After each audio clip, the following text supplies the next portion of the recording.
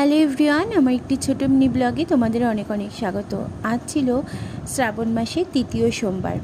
প্রতি সোমবারের মতো অন্যান্য দিন যেমনভাবে কাটিয়েছি, ঠিক এইবারও সোমবারেও আমি একইভাবে কাটিয়েছি। সকালবেলা তোজোকে রেডি করিয়ে স্নান সারিয়ে ওকে স্কুলে দিয়ে এসেছি খাইয়ে দাইয়ে। আর তারপরে বাড়িতে এসে আমি স্নান সেরে নিয়েছি। আর স্নান সেরে দেখো একটু ফুল তুলতে গিয়েছিলাম ছাদে।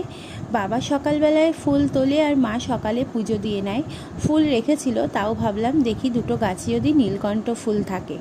তো সেই নীলকণ্ঠ ফুল এনে আমি তারপরেই ঠাকুর ঘরে চলে এসেছি।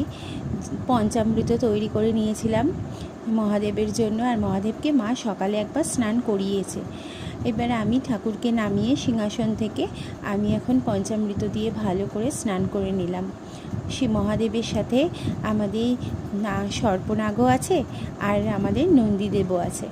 তো তিনজনকে খুব সুন্দর করে পঞ্চামৃত দিয়ে ভালো করে স্নান করিয়ে নিয়েছি।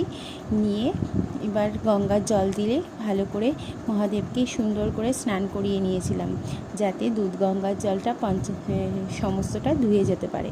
তারপরে মুছিয়ে একদম সুন্দর করে রেখে দিয়েছি। দিয়ে অগরু দিয়ে আমি একটু তিলক কেটে নিচ্ছিলাম। মহাদেব তো অগরুর তিলক খুব ভালোবাসে, তাই মহাদেবকে অগরুর তিলক কেটে দিলাম। দেওয়ার পরেই 3টে বেলপাতা মহাদেবের চরণে দিলাম আর মাথায় দিয়ে দিয়েছি। দিয়ে মালা পরিয়ে সুন্দর করে একটু সাজিয়ে দিয়েছি।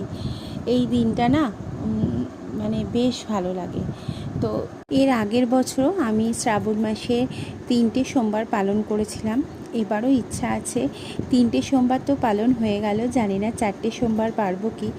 তো এই যে দেখো, আমার জন্য কিন্তু নীলকণ্ঠ ফুল ছিল গাছে, আর সেইটা আমি ঠাকুরের চরণে দিতে পেরেছি।